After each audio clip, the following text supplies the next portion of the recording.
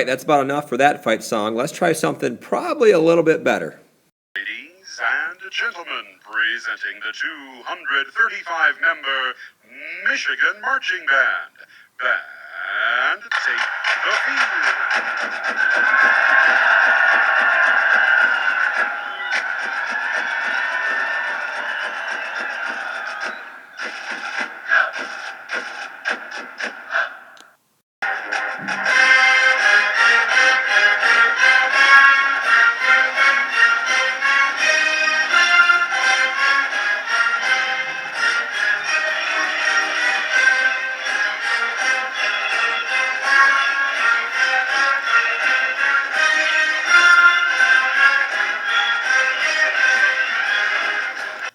Welcome back, A-Push Scholars, to another exciting edition of Beamer Home Video. Of course, it may not be exciting. Depends on your POV, point of view, yeah. All right, you got to be asking yourself, Beamer, what is the connection between the fight songs of Michigan State and Michigan? What is the connection with the Confederation, the Constitution? And hopefully you'll see that by the end because, I want to get those fight songs in. And Michigan's not a huge part of A-Push, so I had to find a place to put in and decided to do it here. Okay, we're going to continue period 3, 1754, French Indian War, to the year 1800. And our next, we're going to do the second part of period 3, 3B, and we're only going to do 2 chapters, chapter 9 and 10, so that's kind of exciting. Not quite as much material. We're beginning with the first half of chapter 9, pages 166 to 175, and there is the title. We're going to talk about the Articles of Confederation and the Constitution. And so this chapter focuses on the Declaration of Independence up to about the year 1790. And finally, our quote from our beloved, perhaps, Thomas Jefferson says, "This example of changing the Constitution by assembling the wise men of state, instead of assembling armies, will be worth as much the world as the former examples we have given it." I have absolutely no idea what he's talking about. Well, actually, I think I do. Basically, what he's saying is we changed our Constitution, and we did not need weapons and armies to change it. It was done by the people, which makes our Constitution that much more special. The first section of reading for Chapter 9 is a revolution of sentiments. That's the section. And the American Revolution was not a revolution in the sense of being radical, leading to total change. I think we read about this before. We talked about this. It was more of a conservative revolution. The revolution happened to stop change from happening. Basically, the revolutionaries wanted to keep things the way they were. And we've already mentioned in the past that this was not like the Reign of Terror in France or even the bloody Russian Revolution. People during the revolution continued to live their normal lives. We said it was a minority movement of dedicated patriots. However, there were a few changes that did take place. We already mentioned that 80,000 loyalists did leave America to go back to Britain and other British colonies. There was more equality in America than definitely in Britain, especially economic, mostly because of the land available. And then a few states started to reduce the property requirements for voting. But overall, though, I think it's important to know that really property was still the main requirement up until the 1820s. We'll get to that later. So more changes continuing this section. There was a growth in trade organizations for artisans and laborers. The point is this: some middle to lower class Americans did have some more rights, and there was definitely more equality than in England. There was more separation of church and state in America. The Anglican Church, which was mostly in the South, was originally just like the Church of England, but that was changing, so this becomes a big idea in America. In Virginia, and especially Thomas Jefferson, was a big believer of separation between church and state and religious freedom. Jefferson himself was not really a Christian necessarily. He did believe in God, but he wanted religious separation from the government. Finally, some other changes. Slavery was challenged during the Revolution era around this time period. The Quakers, bless their hearts, they did found the first anti-slavery society in 1775. These groups are going to become a lot more important as we get closer to the Civil War, which, by the way, is our next big event, 1861. And then women did not still gain much equality, still were behind the men in terms of rights. However, a must-know, highlight this, bless her heart, alliteration, Abigail Adams has the famous quote, "Remember the ladies," when talking about the Declaration of Independence. And finally, I need to highlight Republican motherhood. This is a very important term in A-Push. And this is the role of the women. This is the belief that most of the men felt that women should devote herself to the family. Okay, including the mother should also teach their children civic virtue, highlight this, and basically that their children should grow up to support a Republican form of government, to be selfless. They should learn about the importance of republicanism and basically helping out for the common good of the country. The next section, Constitution making in the states. An important point is in 1776, the Continental Congress called the counties to draft new state constitutions. I would highlight this. It's important to know that these new states all had their own state constitutions, and that the sovereignty or the power of the new states would come from the people. So the people would decide what their constitution looked like. And so most of the states had these following characteristics. So there's a similarity between the states. Okay, and another key point, from now on we're not going to call them colonies anymore, because after the Declaration of Independence they are going to be considered states. So all the state constitutions were written documents. Okay, so it was an actual document, and they all included Bill of Rights, and basically these were the individual liberties guaranteed to their people. Also, each state, they believed in annual election of legislatures so that the people could decide, and every year they could elect who they want to represent them in their Congress. Also, because of the problems with the king and the executive branch of Britain, all the states had weak executive and judicial branches. So the most powerful part of every state was their legislative branch, their Congress, the people that made the laws. Then finally, to appease the Westerners, the Scots-Irish, the back country, those in the frontier, they were gaining more and more power and influence, and so to make them happy, many of the states moved their capitals to western locations in the states of New York, New Hampshire, and so on. And so this is an example of the United States becoming more egalitarian as a country. What? Egalitarian? Look it up. I really want you to know that word, egalitarian. Sounds like egos. EAGLES. Egos are the very best. Okay, the next section, economic crosscurrents. We're going to talk about the economy going on around the Revolution and shortly after into the 1780s. The Loyalists, their property was confiscated and it was cut up and sold into smaller farms. So that was unfortunate for the Loyalists, but kind of exciting for Americans.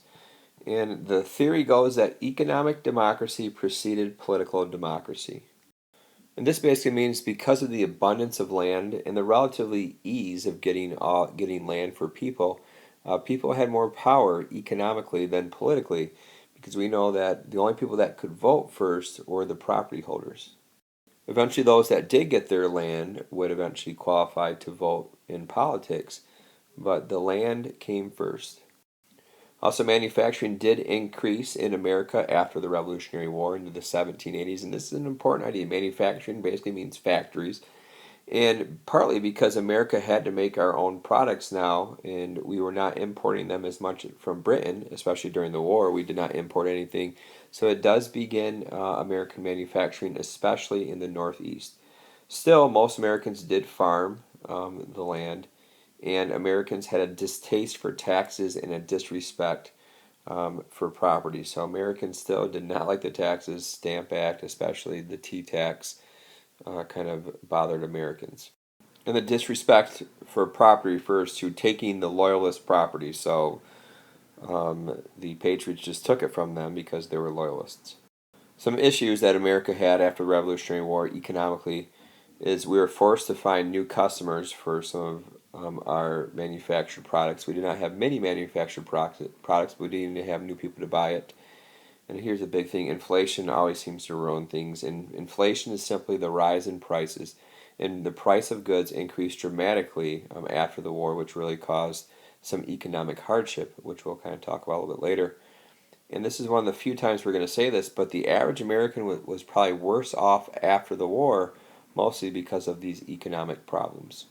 Continuing, a shaky start toward union, and so we are now a country after the Revolutionary War, the United States of America, and we had some serious problems after the Revolutionary War. And one of the biggest thing was unity, just because the common cause was no longer there. The British now gave up, we beat the British, and so that unifying idea was gone. Removing the Tories, also called Loyalists, was disruptive because many of these Loyalists, although they didn't support the Revolution, they did have political experience which would help many of the state governments. So that lack of experience does make politics a little bit more difficult after the Revolutionary War. I mentioned disunity continued among the colonies. Okay, they did not really see themselves as Americans as much, more as Virginians or Pennsylvanians. So they really looked at their state as more important than being America. Mentioned earlier in the previous slide, the economy was in shambles, and so now we had to compete against Britain because now they were our rival. And I think I would highlight this. The hardest year after the Revolutionary War was 1886, and this is where the economy was really struggling. There was high inflation. People had problems paying off their debts, which is going to lead to one of the most important events in APUSH. I'll get to that in a little bit. However, despite all these relatively negative points, there were a few good things after the Revolution in America. We mentioned the states had similar governments. They all had constitutions. They all had one house legislation. And because we love politics and had a passion for it, we believed that we could figure things out, and we did believe in self-government, and we had some tremendous leaders. Washington was still around, Madison, John Adams, Thomas Jefferson, and my favorite leader who, frankly, the more I learn about history, the more he kind of irritates me, so I can't call him my favorite leader. I'll just say that he was like my past favorite leader. Now he kind of irritates me, and that is Alexander Hamilton. Okay, the next section, creating a confederation. The Second Continental Congress was create a new government under the Articles of Confederation in approximately 1777. The highlight this. My goodness, highlight the Articles of Confederation. The first Constitution of the United States was not ratified by the states until 1781. So the Articles of Confederation was our first Constitution for the United States of America, and we like to say that it really did not take force until 1781. All right, so the biggest issue that the Articles had to come up with, besides finishing up winning the war, was what to do with the western land past the Appalachian Mountains, and I have here the Allegheny Mountains, which is basically the Appalachian Mountains.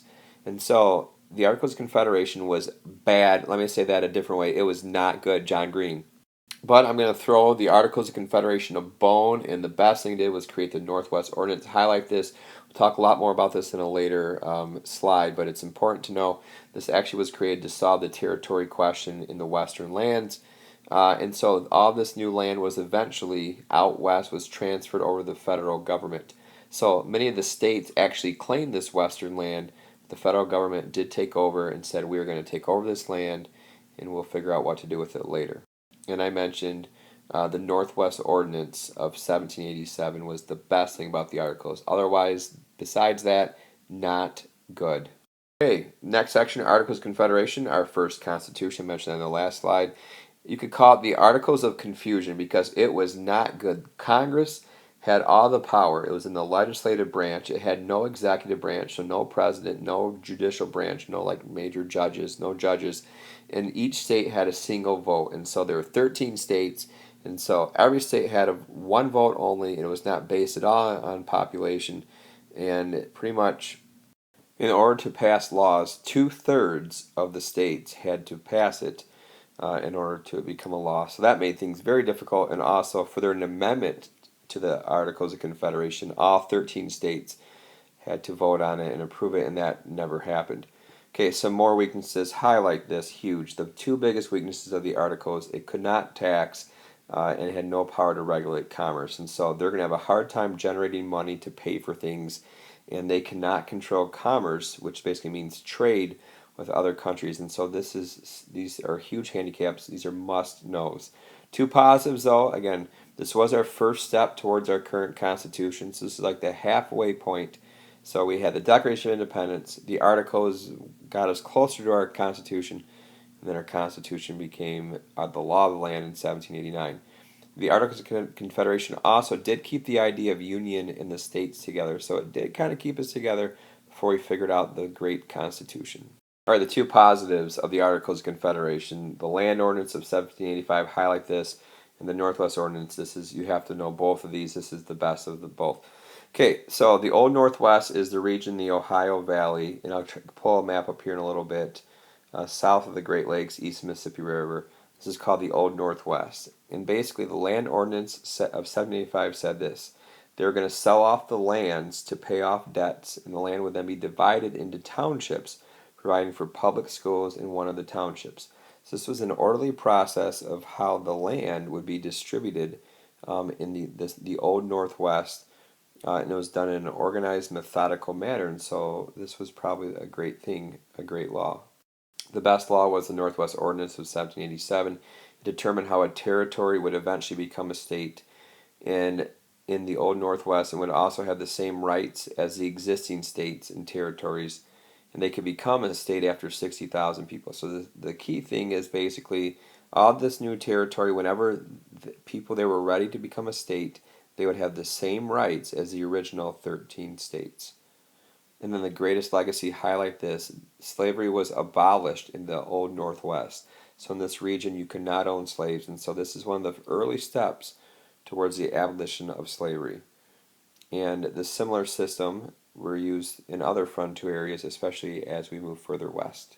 Okay, so here is a map of the Northwest Ordinance, and so the key areas are Ohio, Indiana, parts of Michigan, Illinois. This is the Old Northwest, and these were the areas affected by the Land Ordinance of 1785, and also the great Northwest Ordinance of 1787. Oh, I get it now, Beamer. I see why you played the two fight songs, because we finally get to talk about Michigan. We're really not going to talk about Michigan much more the rest of this class in A push, so I threw it in here now. Good work. Hell yes. Okay, the final section is the world's ugly duckling. So it has to do with foreign policy. America in the world theme. This is for you, America in the world.